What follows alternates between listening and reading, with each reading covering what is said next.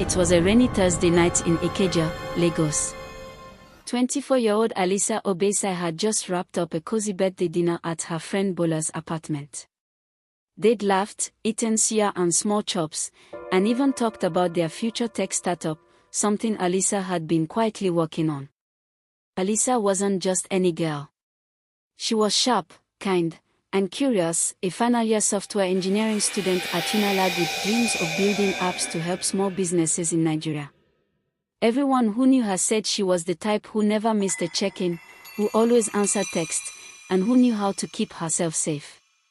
At 11:40 p.m., she called her sister, Nena. "I'm leaving now. Don't lock the gate, I'll be home soon." It was a short, familiar trip, just 15 minutes from her friend's place to her own apartment. Alisa knew the route by heart. She'd walked it in the day, taken boat rides at night, and never had any issues. At 11:56 p.m., Alisa sent her final text. "I'm close." And just like that, she was never heard from again. By 12:30 a.m., Nene grew anxious. She tried calling. No answer. By 1 a.m., Alisa's phone rang once, then went dead. By 3 a.m., the fear had settled in like a thick fog. Nena and their neighbor walked the route Alisa would have taken. No sign of her. No dropped bag. No footsteps in the wet sand. Nothing. When the sun rose, a call was made to the police. They began their search immediately, at first casually, assuming maybe she'd stayed over somewhere. But by the second day, a different tone set in. Something wasn't right. On the third day, the only clue appeared.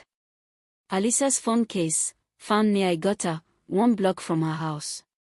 The phone itself. Gone. There were no fingerprints, no signs of a fight, no surveillance footage. Lagos is full of cameras, yet somehow, none had caught her. As the case grew colder, the theories got louder.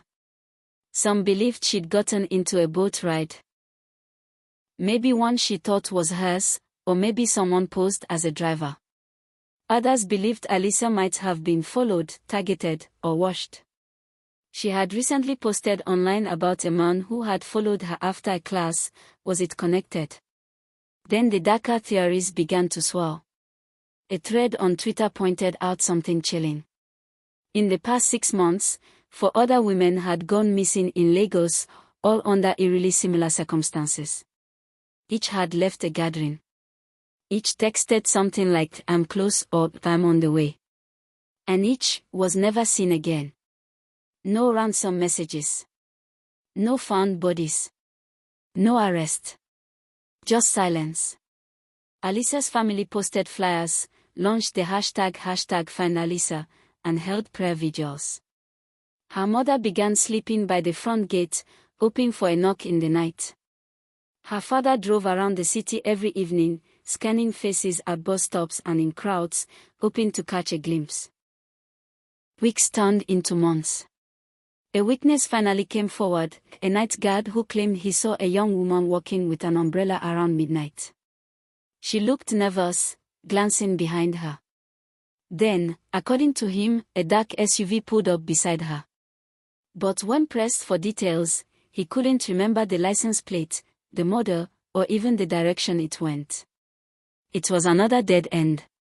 To this day, no new leads have emerged. Alisa's phone was never recovered.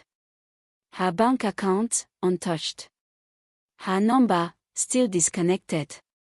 But her family refuses to give up. Nena still sends her messages. "Just checking in. Hope you're okay. The gate is open." Sometimes, she dreams Alisa walks through the door, soaked from the rain but smiling. But when she wakes up, the silence returns. So what really happened to Alisa Obesai between the moment she texted "I'm close" and the moment she disappeared?